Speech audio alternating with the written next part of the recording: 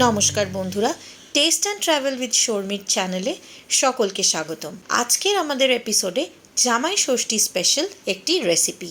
আগের এপিসোড যারা দেখেছো তারা জানো জামাই ষষ্ঠী স্পেশাল এপিসোড চলছে বলে অলরেডি কিন্তু আমি দুটো ভিন্ন স্বাদের লোভনীয় ডিশ দেখিয়েছি, একটা দই মাছ আর একটা টমসি চিকেন। আজকের আমাদের জামাই ষষ্ঠী স্পেশাল এপিসোডে রয়েছে ভীষণই একটি লোভনীয় রেসিপি, একটি মাটনের রেসিপি। আর মাংস মানে মাটন, এটা তো সকলেই খেতে ভালোবাসো। তো চলো শুরু করা যাক আজকের আমাদের রেসিপির নামটা দিয়ে। আজকের আমাদের রেসিপির নাম মাটন কালা ভুনা। খুব সহজভাবে এই মাটন কালা ভুনা তোমরা বাড়িতে কিভাবে বানিয়ে নিতে পারবে, আজকে সেই রেসিপিটাই আমি শেখাবো। তাই চলো বেশি দেরি না করে শুরু করা যাক। আর তার আগে বলে রাখি, যারা আমার চ্যানেলে এই ভিডিওগুলো দেখছো তাদের প্রত্যেককে আমার একটা অনুরোধ রইল চ্যানেলটিকে সাবস্ক্রাইব করার। চ্যানেলটি সাবস্ক্রাইব করে পাশে থাকা বেল আইকনটা অতি অবশ্যই প্রেস করো, যাতে আমার প্রত্যেকটা রেসিপির আপডেট তোমরা পাও। আর ভালো লাগে যদি, তাহলে একটা লাইক করো, বন্ধু বান্ধবদের সাথে শেয়ার করো, আর কমেন্ট করে জানিও যে তোমরা এই রেসিপিসগুলো দেখে কতটা এনজয় করছো। তাহলে চলো শুরু করি আজকের রেসিপি মাটন কালা ভুনা। দেখতেই পাচ্ছ প্লেন মাটন রয়েছে, যেটাকে আমি ধুয়ে পরিষ্কার করে নিয়েছি। জেনারেলি আমি বিগ বাস্কেট থেকে আনাই, তো বিগ বাস্কেট ওরা খুব সুন্দর প্যাকিং করে দেয়, যেখানে তোমাকে কোনোভাবেই কোনো রকম মানে বেশি এফর্ট দিয়ে ধুতে লাগে না, জাস্ট একটু গরম জলে ক্লিন করে নেওয়া। সো আমি মাটনটাকে গরম জলে ক্লিন করে নিয়েছি, দেখতেই পাচ্ছ। এবার রান্নার প্রসেসিং স্টার্ট করব। যেহেতু কালা ভুনা, তাই খুব বেশি মশলা দিয়ে ম্যারিনেশনের কিন্তু এখানে দরকার নেই, জাস্ট বেসিক কয়েকটা জিনিস আমি দেব। চলো শুরু করা যাক। প্রথমেই যেটা দিতে লাগবে মাটনে সেটা হচ্ছে নুন। খুব বেশি নুন নয়, একটা মোটামুটি আন্দাজে নুন, যেটা মাটনের ভেতর অবধি টেস্টটাকে পৌঁছে দেবে। নুনটা আমি দিয়ে দিলাম। এরপর এর মধ্যে দিয়ে নেবো 1 চামচ ভর্তি আদা আর রসুনের পেস্ট। দেখতেই পাচ্ছ 1 চামচ ভর্তি করে দিয়ে দিলাম আদা রসুনের পেস্ট। আর এখন কিচ্ছু দেব না, এইটুকুই কিন্তু দিয়ে আমাকে পুরো জিনিসটা ভালো করে মাখিয়ে ম্যারিনেশনে রাখতে হবে। এবার এই পুরো আইটেমটাকে আমায় ভালো করে মাখিয়ে নিতে হবে। আদা রসুনের পেস্ট দেওয়া হয়ে গেছে, এবার এই সমস্ত জিনিসটাকে আমায় ভালো করে মিক্স করে নিতে হবে। এর মধ্যে কিন্তু আর কোনো কিছু দেব না, তাহলে কালা ভুনার যে কালারটা আমি আনতে চাইছি সেটা কিন্তু আনতে পারবো না। তাই এটা দিয়ে খুব ভালো করে মাংসটাকে মিক্স করে নিতে হবে। দিয়ে এই মাংসটাকে মিনিমাম 2 থেকে 3 ঘন্টা ম্যারিনেশনে রেখে দিতে হবে। এটা তুমি ফ্রিজে ম্যারিনেট করতে রেখে দেবে, কারণ এখন যেহেতু একটু গরম, তাই বাইরে না রাখাটাই বেটার। তো এই পুরো ম্যারিনেশনটা করে 3 ঘন্টা মতো ফ্রিজে রেখে দেবো। তারপর আমি নেক্সট রান্নার প্রসেসটা শুরু করব। মাংসটা যাতে তাড়াতাড়ি সেদ্ধ হয় তার জন্য এর মধ্যে মিশিয়ে দেবো জাস্ট 1 চা চামচ সমান, 1 চা চামচ, বেশি নয়, 1 চা চামচ সমান ভিনিগার। যে ভিনিগার তোমরা চাইনিজ রান্নাতে ইউজ করে থাকো, সেই নন ফ্রুট ভিনিগার। তো ভিনিগারটা দিয়েও কিন্তু আমি ভালো করে মিশিয়ে নেব। এবার কড়াইতে 200 গ্রাম সর্ষের তেল আমি গরম করতে দেব। আমার এখানে 1 কেজি মাটন রয়েছে, তাই 200 গ্রাম সর্ষের তেল ব্যবহার করছি। সঙ্গে দুটো বড় সাইজের পেঁয়াজ আমি লম্বা লম্বা স্লাইস করে কেটে নিয়েছি। একদম পাতলা পাতলা করে, যতটা পাতলা তোমরা কাটতে পারো ততটাই পাতলা পাতলা স্লাইস করবে। তো পেঁয়াজটাকে এবার আমাদের ভেজে নিতে হবে। তোমরা যারা আমার রেসিপি ফলো করো তারা ভালো করেই জানো পেঁয়াজটাকে নরম করার জন্য আমি কিন্তু এই স্টেজে দিয়ে দিই সামান্য একটুখানি নুন, যাতে খুব তাড়াতাড়ি পেঁয়াজের জলটা রিলিজ করে যায় আর পেঁয়াজটা খুব তাড়াতাড়ি নরম হয়ে যায়। তো এইভাবে নাড়াচাড়া করে সামান্য একটু নুন দিয়ে পেঁয়াজটাকে আমরা ভেজে নেব ততক্ষণ পর্যন্ত যতক্ষণ না ভীষণ ভালোভাবে পেঁয়াজটা লালচে হয়ে যাচ্ছে। এখানে কিন্তু মাটনের যে কালা ভুনার কালো রঙটা, সেটাতে এই পেঁয়াজটার কন্ট্রিবিউশন অনেক বেশি। তাই খুব ভালো করে পেঁয়াজটাকে কিন্তু নাড়াচাড়া করে ভেজে নিতে হবে, আর খুব কেয়ারফুলি ভাজতে হবে যাতে প্রত্যেকটা পেঁয়াজ খুব ইউনিফর্মলি ব্রাউনিং হয়। তো চলো আমি নাড়াচাড়া করে পেঁয়াজটাকে ব্রাউন করে ভেজে নিই। আর এরই মধ্যে তোমাদেরকে বলে দিই, যারা যারা এই রেসিপিটা দেখছো, যদি ভালো লাগে তাহলে আমার চ্যানেলটাকে সাবস্ক্রাইব করতে ভুলো না। আমার channel test and travel with Sharmi নিয়ে আসবে তোমাদের জন্য কিছু ট্র্যাডিশনাল, কিছু নতুনত্ব, কিছু হেলদি বিভিন্ন ধরনের রেসিপি। তো চলো দেখো, পেঁয়াজটা কিন্তু ভাজা হয়ে গেছে, জল রিলিজ করে গেছে। এবার এর মধ্যে আমি দিয়ে দিলাম ছোট চামচের 1 চা চামচ চিনি, কারণ চিনি দিলে যখনই চিনিটা পেঁয়াজের জলের সাথে ক্যারামেলাইজ করবে তখন কিন্তু পেঁয়াজটা খুব সুন্দর লাল লাল ভাজা হবে। এর জন্য কিন্তু একদমই তোমার মাংসটা মিষ্টি হয়ে যাবে না, এটা শুধু কালার করার জন্য। তো দেখো, তোমাদের সাথে কথা বলতে বলতেই কিন্তু আমার পেঁয়াজটা ভীষণ ভালোভাবে ব্রাউনিং হয়ে গেছে। এবার আমি একটুখানি আশেপাশের সাইডে পেঁয়াজগুলোকে জড়ো করে নেব কড়ার, যাতে একটু তেলটা ঝরে যায়। এই তেলটা ঝরে যাওয়ার পর আমি সামান্য কিছুটা পেঁয়াজ তুলে রেখে দেব। এই ভাজা বেরেস্তাটা তুলে রাখবো পরে গার্নিশিংয়ের জন্য। এটা কিন্তু মাস্ট রাখবেই, এটা কিন্তু টেস্টটাকে আরও এনহ্যান্স করবে। তো দেখো, আমি একটা প্লেটের মধ্যে একটু পেঁয়াজ ভাজা তুলে নিয়ে ছড়িয়ে রাখলাম। এবার আমি মাংসটাকে কড়াইয়ের মধ্যে দিয়ে দিলাম, এবং মাংসটাকে কড়াইয়ের মধ্যে দেওয়ার পর আমি এর মধ্যে দিয়ে দিলাম 5 থেকে 6টা কাঁচা লঙ্কা, যেটা আমি ভেঙে রেখেছি। তোমরা চাইলে কিন্তু কাঁচা লঙ্কা দিতে পারো অথবা স্কিপ করতে পারো। কাঁচা লঙ্কাটা দেওয়ার পর আমি ভালোভাবে মাংসটাকে নাড়াচাড়া করে কষতে থাকবো। মাটনের টেস্ট কিন্তু মাটন কষার উপরেই নির্ভর করে, তাই খুব তাড়াহুড়ো করে কিন্তু কখনো মাটন রান্না করা যায় না। মাটন রান্না করতে কিন্তু অনেকটা ধৈর্য লাগে। দিয়ে দিলাম সামান্য একটু গরম জল। গরম জল দিলে আমার মাংসটা কিন্তু কষতে কষতে অনেক তাড়াতাড়ি সফট হতে শুরু করবে। তো এইভাবেই দেখো, আমি মশলাগুলোর সাথে মিশিয়ে কষতে শুরু করলাম, আর জলটা দিলে কিন্তু তোমার পেঁয়াজগুলোও আর পুড়ে উঠবে না। এই স্টেজেই আমি মিশিয়ে দিলাম এর মধ্যে 1 চা চামচ আদা রসুনের পেস্ট, সঙ্গে দিয়ে দিলাম 2 চা চামচ শুকনো লঙ্কার গুঁড়ো। শুকনো লঙ্কার গুঁড়ো তোমরা যতটা ঝাল প্রেফার করো সেই অনুযায়ী দেবে, যদি ঝাল কম খাও তাহলে আর একটু কম দিতে পারো। দিয়ে দিলাম 2 চা চামচ হলুদ, হলুদটাও কিন্তু 2 চা চামচই দিতে লাগবে। সঙ্গে দিয়ে দিলাম 2 চা চামচ জিরের গুঁড়ো।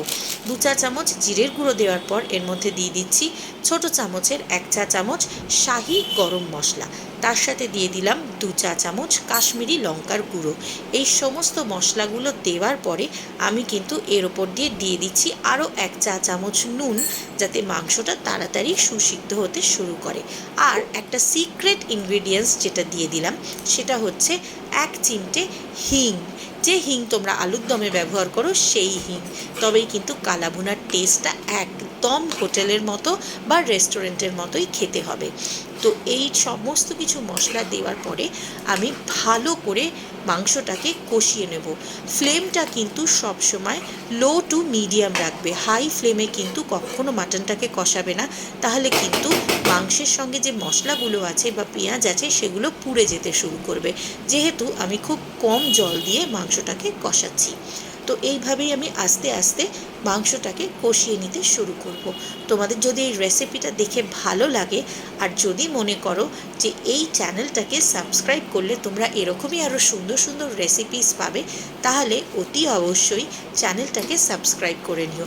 আর পাশে দেখবে একটা বেল বাটন থাকে, সেটা প্রেস করে দেবে। সেটা প্রেস করলে আমি যখনই তোমাদের জন্য কোনো ভালো ভালো রেসিপিস নিয়ে আসবো, তাহলে তোমরা খুব তাড়াতাড়ি সেটা নোটিফাইড হবে। তো চলো দেখো, তোমাদের সাথেই কথা বলতে বলতে আমি কাজ করছি। মাটনটাকে কিন্তু খুব ভালোভাবে আমায় নাড়াচাড়া করে কষিয়ে নিতে হবে। মাটনের নিজস্ব কিছুটা জল থাকে, যেটা কিন্তু কষাবার সময় রিলিজ করতে শুরু করবে, তাই এর মধ্যে বেশি জল দেওয়ার প্রয়োজন নেই। আমি 1/2 কাপ জলই দিয়েছিলাম। আবার একটুখানি আমি এর মধ্যে দিয়ে দিলাম সর্ষের তেল। অনেকে বলবে এই মুহূর্তে সর্ষের তেল কেন, কাঁচা গন্ধ ছাড়বে। একদমই নয়, এটা যখন আমি কষবো তাতে মাংসের ভেতরে এই সর্ষের তেলের গন্ধটা ভীষণ সুন্দরভাবে ব্লেন্ড হবে। আমি এখানে 2 চা চামচ সমান সর্ষের তেল দিয়ে কিন্তু মাংসটাকে আবার মেশাতে শুরু করলাম। তো তোমরা দেখতেই পাচ্ছ মাংস থেকে কিন্তু অনেকটা তেল রিলিজও করেছে, আর তার সাথে সাথে কিন্তু মশলাটাও কষে এসছে। এবার আমি ঢাকা দিয়ে দিলাম মিনিট 10 জন্য। দিয়ে অন্য একটা জায়গায় দেখো, আমি একটা কেটলে জল গরম করতে রাখলাম, যেটা আমাদের মাংসটা রান্না করতে কাজে লাগবে। 10 মিনিট পর আমি ঢাকাটা তুলে নিয়ে আবার একটুখানি নাড়াচাড়া করে নেব। এইভাবেই নাড়াচাড়া করতে করতেই তোমরা দেখবে মাংসটা কিন্তু শুকনো হতে শুরু করবে। দিয়ে দিলাম সামান্য একটুখানি 1/2 চা চামচ ধনের গুঁড়ো। ধনের গুঁড়ো দেওয়ার পরে কিন্তু আবারও আমি ভালোভাবে মিক্স করতে শুরু করব পুরো মাংসটাকেই। দেখো মাংস থেকে কিন্তু আস্তে আস্তে নিজস্ব ফ্যাট রিলিজ করে, নিজস্ব জলটা রিলিজ করে, আর তাই অনেকটাই কিন্তু ঝোল ঝোল মতো হয়ে যায়। তাই জলটা কিন্তু খুব বুঝে দিতে হয়। আমি এই মুহূর্তে কিন্তু খুব বেশি জল একদমই দেবো না, তাতে কিন্তু আমার মাংসটা বাজে হয়ে যাবে। আমি আবার একটু ঢাকা দিয়ে রাখলাম 10 মিনিটের জন্য। 10 মিনিট পর আবার আমি খুলে নিলাম ঢাকনাটা, নিয়ে আবার একটু নাড়াচাড়া করতে শুরু করব। দেখো কতটা তেল রিলিজ করেছে। এটা কিন্তু স্লো টু মিডিয়াম আঁচেই রান্না করবে, তাহলে কিন্তু এই সুন্দর রঙটা তোমরা পাবে। নাহলে কিন্তু কালা ভুনার যে রঙটা আসে সেটা কখনোই তোমরা পাবে না। তো এটাকে স্লো আঁচেই কিন্তু এইভাবে কুক করতে থাকতে হবে। আর আদা রসুনের পেস্টের সাথে মশলাগুলো যতটা কষা হবে ততটাই কিন্তু সুন্দর রঙ আসবে। এই মাংসটা করতে কিন্তু একটু সময় লাগে, তাই ধৈর্য ধরে রান্নাটা করতেই হবে। আর আমরা সকলেই জানি সবুরে কিন্তু মেওয়া ফলে, ঠিক তেমনই সবুর করলেই মাটন অনেক বেশি টেস্টি হয়। তাই দেখো আমি কিন্তু খুব ধীরে ধীরে এইভাবে নাড়াচাড়া করতে করতে মাংসটাকে কষিয়ে নিচ্ছি। আমি কিন্তু এখন প্রায় আধ ঘন্টা মতো এইভাবে মাংসটাকে ঢাকা দিয়ে দিয়ে রান্না করে করে কষিয়ে নিলাম। এখনও কিন্তু অনেকটাই প্রসেস বাকি। তো এইভাবেই নাড়াচাড়া করতে করতে মাংসটা যখন একদম গ্রেভিটা শুকনো হয়ে আসবে আর মাংসটা হয়ে আসবে পুরো লালচে, দেখতেই পাচ্ছ একদম লালচে রং এসে গেছে, এই সময় আমি আরও একটুখানি ভাজা ভাজা করে নেব। যখন আমি মাংসটাকে লো ফ্লেমে ভাজতে থাকবো, দেখবো আস্তে আস্তে মাংসটার রং কালো হয়ে আসছে। এই সময় আমি গ্যাসের ফ্লেমটা কমিয়ে একটা প্রেশার কুকার বসিয়ে নেব।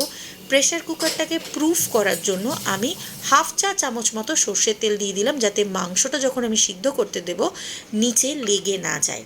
এবার কড়া থেকে এই মাংসটা আমি প্রেশার কুকারের মধ্যে ট্রান্সফার করে দিলাম। প্রেশার কুকারের মধ্যে আস্তে আস্তে এই মাংসটাকে ট্রান্সফার করে দেওয়ার পর এর মধ্যে আমি দিয়ে দেবো 1 কাপ পরিমাণ গরম জল। যে গরম জলটা আমি করতে বসিয়েছিলাম সেই গরম জলটাই এর মধ্যে দিয়ে দিলাম 1 কাপ পরিমাণ। এটা আমার কিন্তু ছোট 3 লিটারের প্রেশার কুকার। তোমরা যদি বড় প্রেশার কুকারে করো তাহলে 1.5 কাপ পরিমাণ জল দেবে।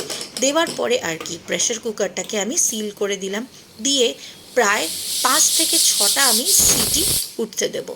5 থেকে 6টা সিটি ওঠার পর আমি চেক করে নেব মাংসটা সফট হয়েছে কিনা। তো দেখো সিটি উঠছে, তোমরা দেখতেই পাচ্ছ। যদি এখনও পর্যন্ত চ্যানেলটা দেখছো আর রেসিপিটা তোমাদের এক্সাইটিং লাগছে, ভালো লাগছে আর খুব সহজও মনে হচ্ছে, তাহলে এই চ্যানেলটাকে না সাবস্ক্রাইব করে যেও না। কিন্তু তোমাদের একটা সাবস্ক্রাইব আমাকে এগিয়ে যেতে অনেকটা সাহায্য করে। দেখো মাংসটা কিন্তু অলমোস্ট সেদ্ধ হয়ে এসছে। আমি একটুখানি কেটে তোমাদের দেখিয়ে দিলাম। এই পর্যায়ে আমি আরও একটুখানি জল দেব, 1 কাপ পরিমাণই জল দিলাম, দিয়ে ভালো করে মিক্স করে আবার ঢাকা দিয়ে গোটা 4-5 সিটি দিয়ে নেব। কারণ যেহেতু এটা মাটন, এটা সফট হতে কিন্তু একটু সময় নেয়। আর আমি তো ছোট প্রেশার কুকারে করছি, তাই আমার এখানে প্রায় 10টা মতো সিটি লেগেছে। তোমরা যদি 5 লিটারের প্রেশার কুকারে 1 কেজি মাটন করো তাহলে তোমাদের এটা কিন্তু 6 থেকে 8টা সিটিতেই হয়ে যাবে। তো দেখো মাটনটা কিন্তু একদম ফুটছে আর ভীষণই সফট হয়ে গেছে, তেল ছেড়ে এসছে, দেখতেই পাচ্ছ। এই স্টেজেই কিন্তু আমরা নামিয়ে নেব, কারণ মাটনটা থাকতে থাকতে আরও একটু কিন্তু গ্রেভিটা কালো হবে। দেখো মাটনটাকে এবার আমি বেড়ে নিচ্ছি একটা পাত্রের মধ্যে, আর ভেজে রাখা যে বেরেস্তাটা আমি সরিয়ে রেখেছিলাম সেটা ওপর থেকে ছড়িয়ে গার্নিশ করে দিলাম এই মাংসটা। যদি তোমাদের রেসিপিটা ভালো লেগে থাকে তাহলে প্লিজ চ্যানেলটাকে সাবস্ক্রাইব না করে যেও না, আর শেয়ার করো বন্ধু বান্ধবদের সাথে, যাতে তারাও এই রেসিপিটা খুব সহজে বাড়িতে বানিয়ে নিতে পারে। রেস্টুরেন্ট স্টাইল কালা ভুনা মাটন এত সহজে বাড়িতে বানানো যায় সেটা কিন্তু আমি তোমাদের দেখিয়ে দিলাম। দেখো আমি ভেজে নিয়েছিলাম পরোটার সাথে সার্ভ করে দিলাম কিছুটা মশলা পেঁয়াজ, যেটা সামান্য একটু লঙ্কা গুঁড়ো চাট মশলা মাখানো রয়েছে, সঙ্গে দিয়ে দিলাম এই মাটন কালা ভুনাটা। এটা কিন্তু পরোটা দিয়েও ভালো লাগে, ভাত দিয়েও ভালো লাগে। তোমরা যা দিয়ে খুশি কিন্তু এটা ট্রাই করতে পারো। জামাই ষষ্ঠীর দিনে জামাইকে করেও খাওয়াতে পারো, নিজেও করে খেতে পারো নিজেকে প্যাম্পার করার জন্য। কারণ সবসময় ভালো খাবার অন্যের জন্যই রান্না করব, সেটা না করে কখনো কখনো নিজের জন্যও কিন্তু করা উচিত। আজকের জন্য এই রেসিপিটা তোমাদের সকলকে আমি ডেডিকেট করলাম। যদি ভালো লেগে থাকে তাহলে আমার চ্যানেলটাকে সাবস্ক্রাইব করো, আর হ্যাঁ, অতি অবশ্যই কমেন্ট করে জানিও তোমাদের রেসিপিটা কেমন লাগলো, কারণ তোমাদের এই কমেন্টটা কিন্তু আমাকে অনেক বেশি এনকারেজ করে। তাই লাইক করো, শেয়ার করো, কমেন্ট করো, আর যারা নতুন দেখছো তারা সাবস্ক্রাইব না করে কিন্তু যেও না। আজকের জন্য এটুকুই। সকলে ভালো থেকো। টাটা।